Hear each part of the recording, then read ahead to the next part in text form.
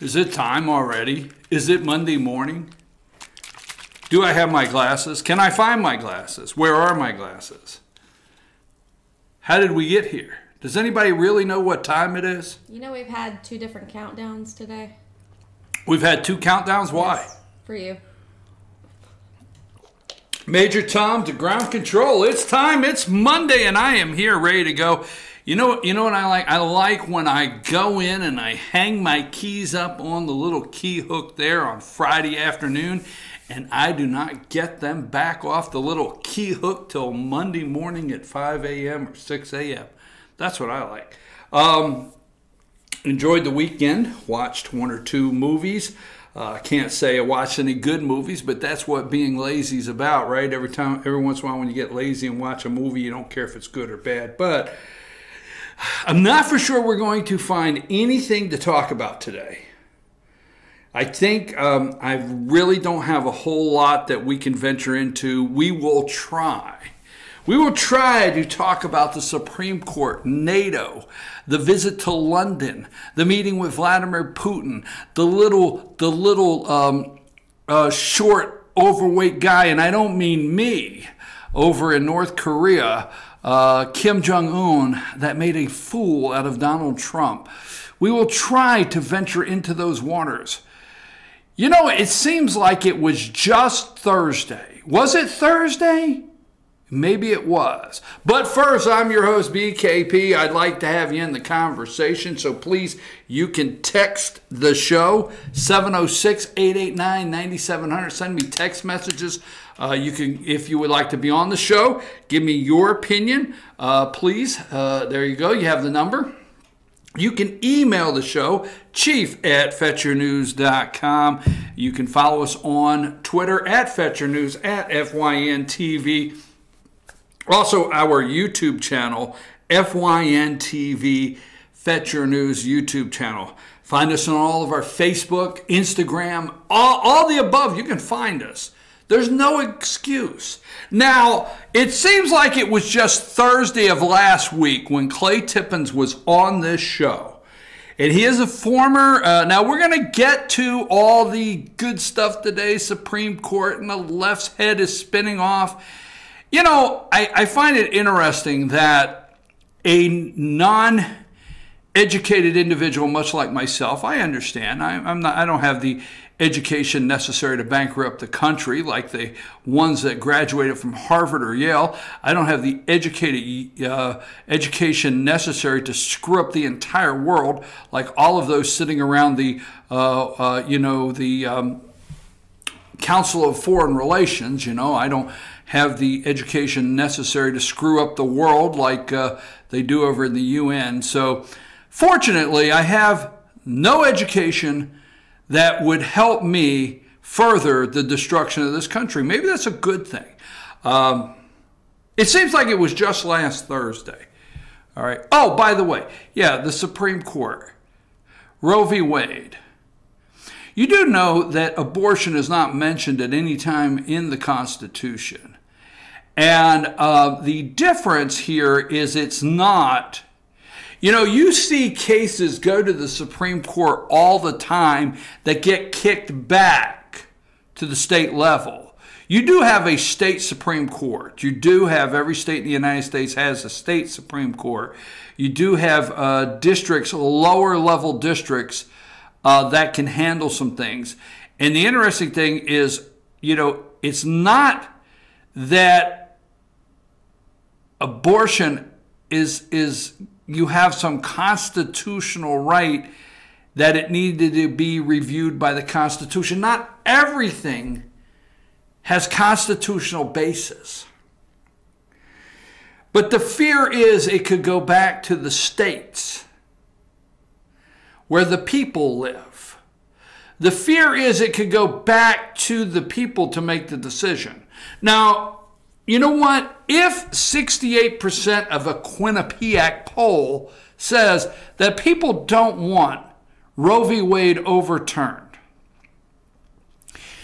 I would like to have those same people. Now, I'm not getting into that and going down that road right now, but I'd like to have those same exact people that answer 68% that they don't want to overturn Roe v. Wade, ask them if they think Roe v. Wade, overturning that, would be a detriment to women's health issues in this country.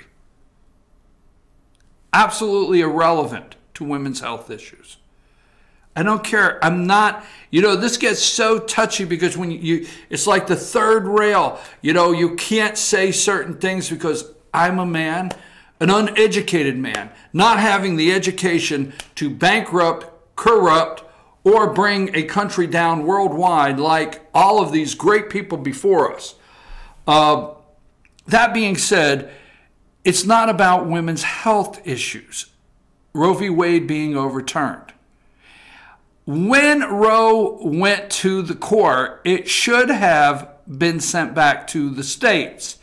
And the concern you have out there is what the states will do. So I'll say this and move right along. We come off the Independence Week. Vacation's over. July is the #1 vacation month. Kids got to go back to school in August. So everybody's out on vacation. But we came together to fight a revolutionary war so that we could have 13 sovereign states. Just pay attention to that. We came together.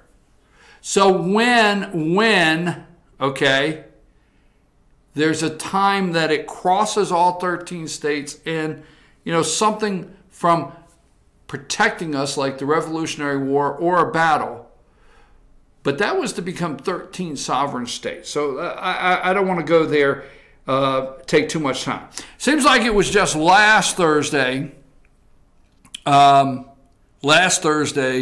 that Clay Tippins was on the show, okay? Clay Tippins was on the show, former candidate, Republican candidate for governor in the state of Georgia, and we discussed with him the secret tape that he did there, the secret tape, when he met with Cagle, okay? And our interview is on there, so I would like for you to get an opportunity to go listen to our interview.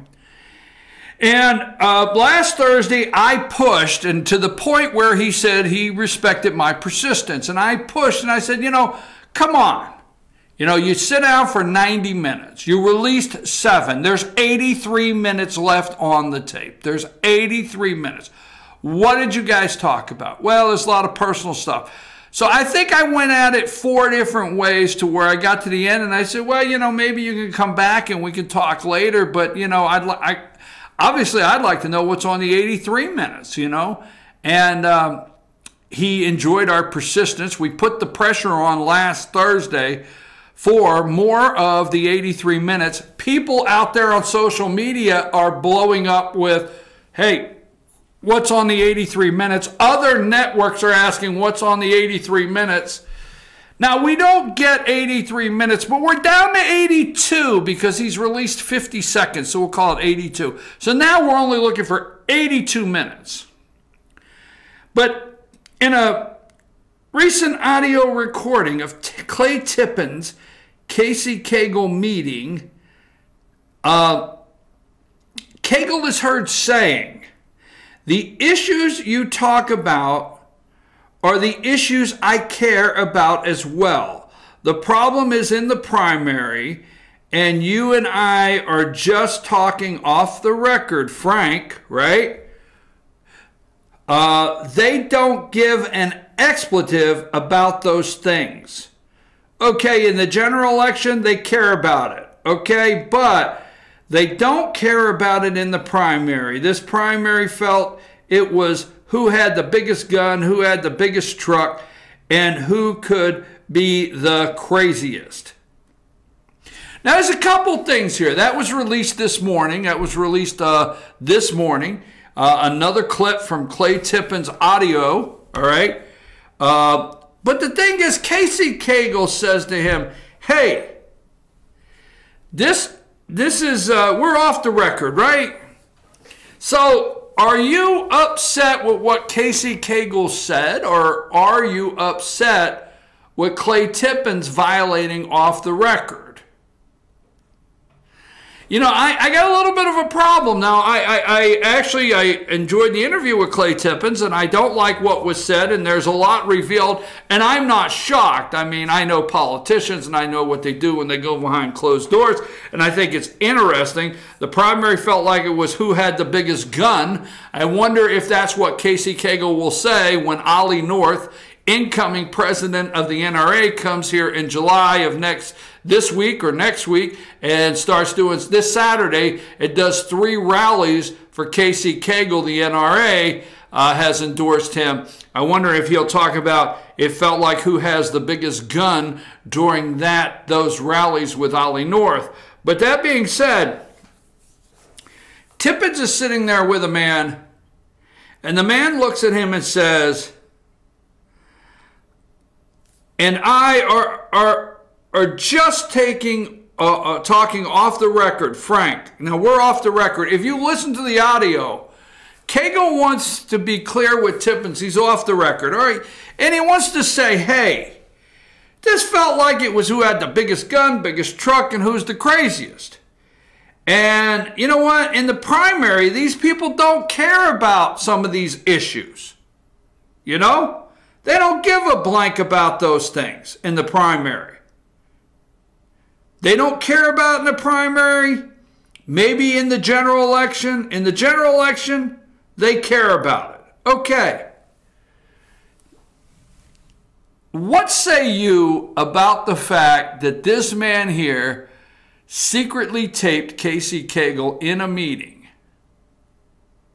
Now, I, for one, want to know on the 82 minutes, believe it or not, out of everything that's said, okay?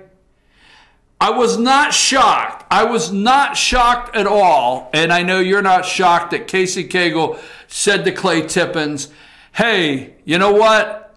It was politics over policy. Wow, I fell out of my chair. A politician said they picked politics over policy. I fell out of my chair, right? That a politician, Casey Cagle, put Casey Cagle's picture up here, please. A politician, Casey Cagle, not Kemp's, Cagle's. Did I send you? I don't want Kemp's up yet. I did not.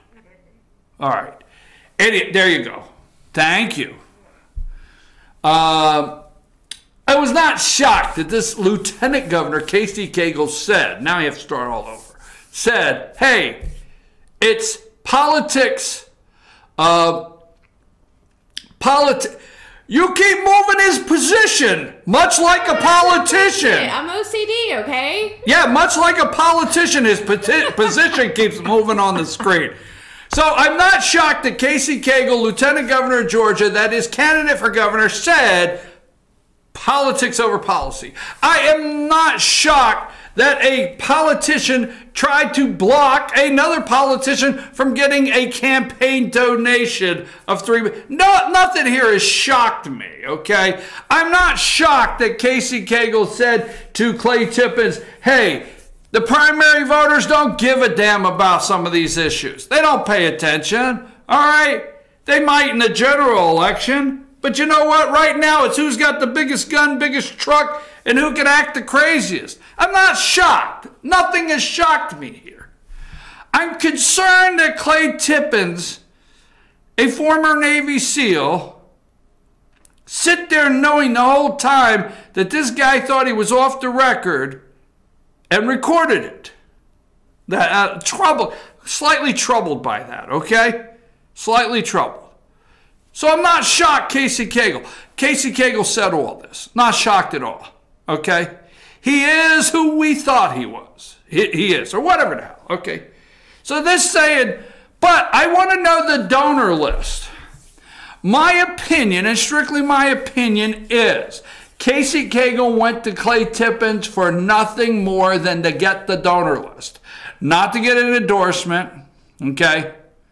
See, Cagle could win if his 38% go back to the polls. Now, I'm concerned that these things have concerned his... I think more Cagle supporters are whispering that they're upset with him but can't retract their endorsements or their public comments of supporting him.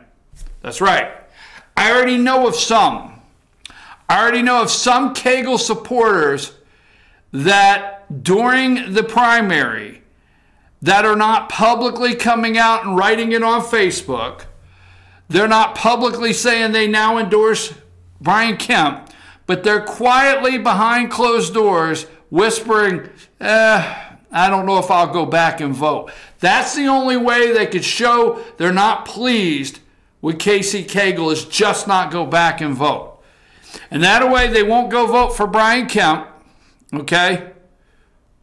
And they won't be told they voted for Brian Kemp, and they won't have to worry they voted for Brian Kemp, and they won't have to feel the pressure that, you know, Casey Cagle said vote for me and they went the first time. They could just not go vote in the runoff and leave it at that and nothing said. That, I think, Casey Cagle has more concern about this morning than getting any endorsement. That ship has sailed. So when Casey Cagle went down to meet with Clay Tippins, it was, I'm just going to say I'm in the room. Now, obviously, I don't have a recorder running. And obviously, I would not betray off the record, and Lieutenant Governor Cagle knows that our operation here will not betray off the record. That being said,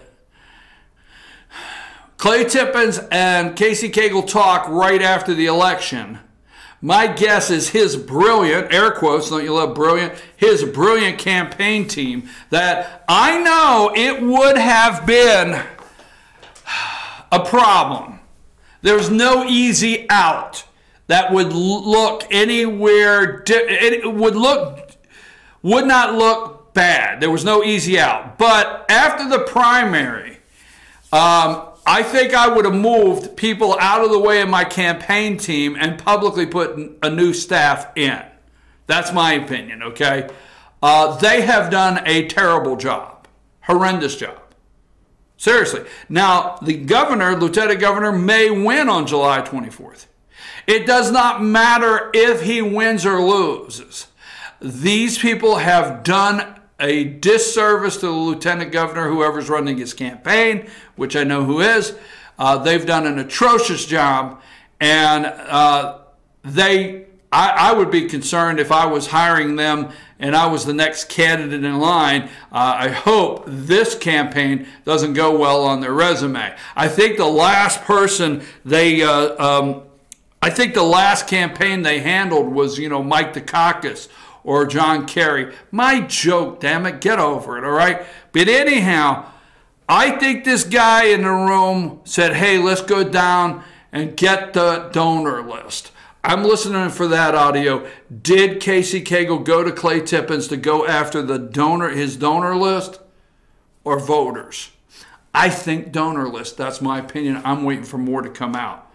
Oh no, he is shot, no pun intended, NRA, any chance of Clay Tippins voters, Hunter Hills voters, or Michael Williams voters ever pulling the lever for him. So all this man could hope for, this is my opinion strictly, and I don't dislike Casey Cagle.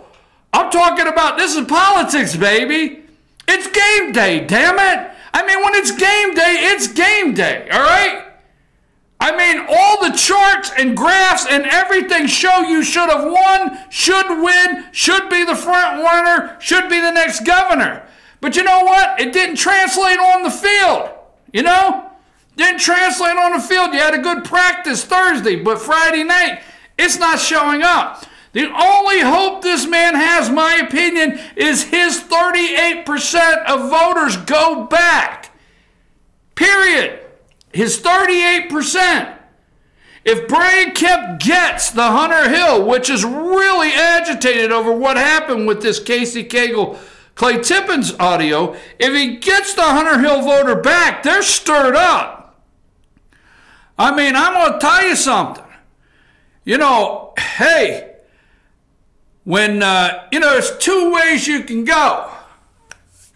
And I know you might not like the way I put this, but there's two ways you can go. You could say, you know, you see that big old wasp nest out there? And that wasp nest, is full. It's just full, and you know it is, but there's no wasp, but you know it is. You can do two things. You can go get the wasp spray that says kill on contact, and you catch them off guard, boom, done and over with, and you're finished.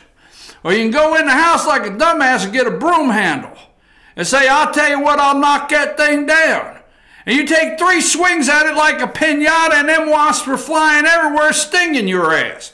That's exactly what Asa Cagle has done to the Hunter Hill voters, the Michael Williams voters, and the Clay Tippins voters. I mean, they were quietly in the hive. But I'm going to tell you something. He took a broom handle, swatted at them, and now their asses are going to sting them because they're going to come back and vote for Brian Kemp.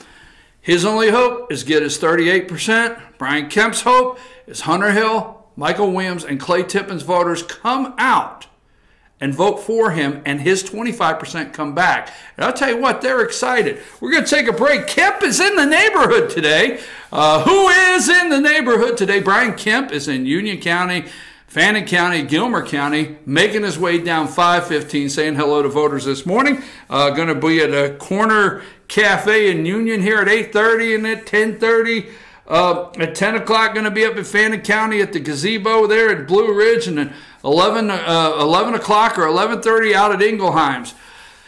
Now, we're going to go to break, and we're going to play a video. Well, we're going to play a video.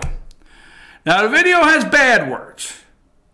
Bad words. Bad words, okay? So we're just letting you know, we're warning you ahead of time that this video has bad words. Have I told you it has bad words? So don't bring the kids in the room when you unpack this one. Maybe you can. I don't care. They probably haven't heard any worse, but bad words. You know which one I'm talking about, Amanda? Yes, I do. Let it roll. I want to hear it.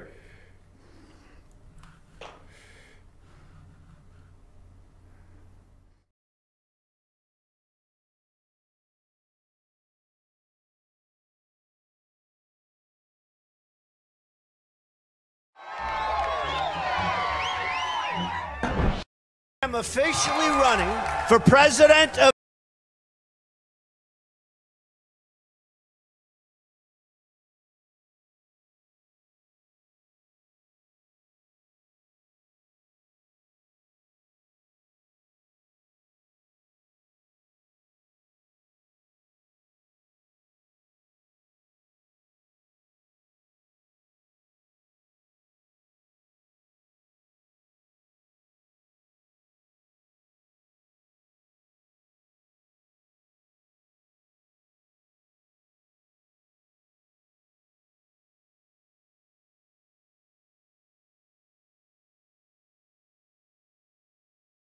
of the United States. Could he actually win? No freaking way! Which Republican candidate has the best chance of winning the general election? Donald Trump.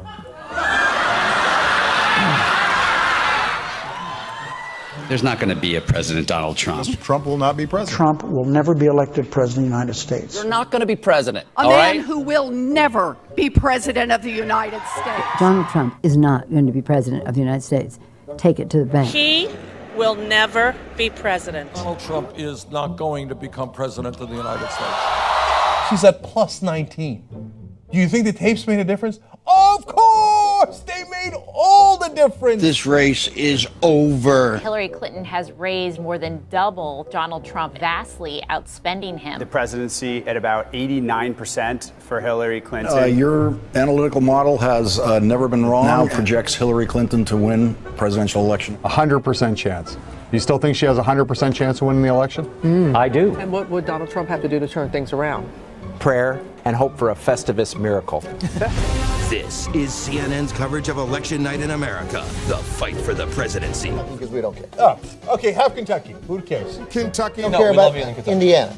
Don't care. Indiana with West Virginia, Oklahoma, Tennessee, Mississippi, South Carolina, Alabama, Kansas, Nebraska, and Wyoming with its vote, North Dakota and South Dakota, Texas. Up and down the middle of the country, all red. Arkansas, Louisiana, the state of Montana, Missouri. It was at 80% an hour ago for Clinton. What is it now? 68%. Okay, God damn it, I'm nervous. Ohio. Hold. Ohio, gone. Idaho. Okay, yeah, I don't see a fucking landslide here. I don't see it at all. North Carolina. God damn it, if we need Florida, are you shitting me? Florida. It is fucking panic time. Georgia. Donald Trump, now the favorite to win the presidency. Iowa. New York Times now has it at 95% chance. Utah. Can still win, but in order to do so, she has to win Wisconsin. God damn, fuck. Arizona. Alaska. Pennsylvania. Michigan. What a night. How did this happen?